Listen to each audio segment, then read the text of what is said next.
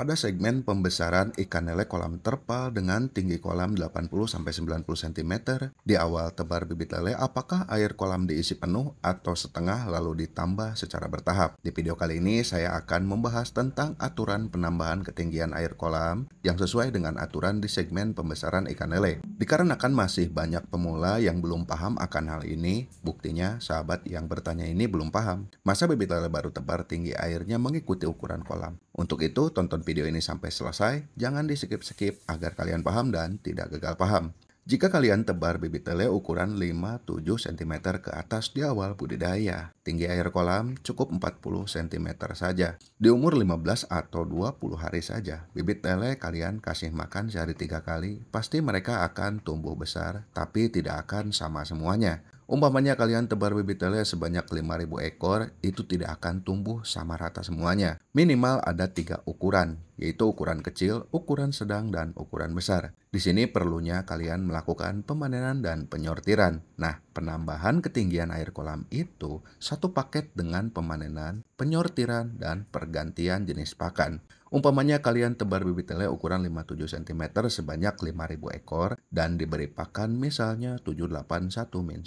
Di umur 15 atau 20 hari kemudian, kalian melakukan pemanenan dan penyortiran. Ikan lele akan terbagi menjadi 3 ukuran, yaitu ukuran kecil, ukuran sedang, dan ukuran besar. Setelah selesai pemanenan dan penyortiran, ikan lele kalian tempatkan di setiap kolam sesuai ukuran. Untuk ikan lele yang masih berukuran kecil, bisa kalian tempatkan di kolam dengan ketinggian air kolam seperti di awal, yaitu 40 atau 50 cm. Kalian naikkan dikit juga tidak apa-apa. Dan pakannya masih tetap menggunakan 781-1. Untuk ikan lele ukuran sedang, bisa kalian tempatkan di kolam dengan ketinggian air kolam 60 cm.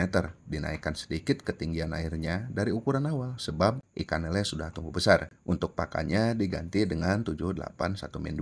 Naik satu tahap dari jenis pakan di awal, soalnya ikan lelenya juga sudah tumbuh besar. Untuk ikan lele ukuran besar, kalian tempatkan di kolam dengan ketinggian air kolam di kisaran 60-70 cm, bisa kalian sesuaikan saja. Tinggi air ditambah karena ikan lelenya juga paling besar. Untuk pakannya juga bisa kalian ganti ke 781-2 atau 781-3. Jika kolam kalian tingginya hanya 80 cm, berarti tinggi air kolam sampai panen adalah maksimal 60-70 cm. Makanya diusahakan kolam pembesaran lele tingginya 1 meter agar tinggi air di akhir budidaya menjelang panen yaitu 80-90 cm. Perlakuan 3 hal ini sebenarnya satu paket. Andai kata kalian hanya menambah ketinggian air kolam dan mengganti jenis pakan tanpa melakukan penyortiran, kasihan ikan yang masih kecil. Umpamanya, tadinya kalian menggunakan pakan 781-1, tiba-tiba kalian tinggikan air kolam, terus ganti jenis pakan tanpa melakukan penyortiran. Kasihan ikan yang masih kecil, tak sanggup menelan butiran pakan yang cukup besar. Untuk itu, demi kerapihannya, lebih baik kalian lakukan penyortiran dulu.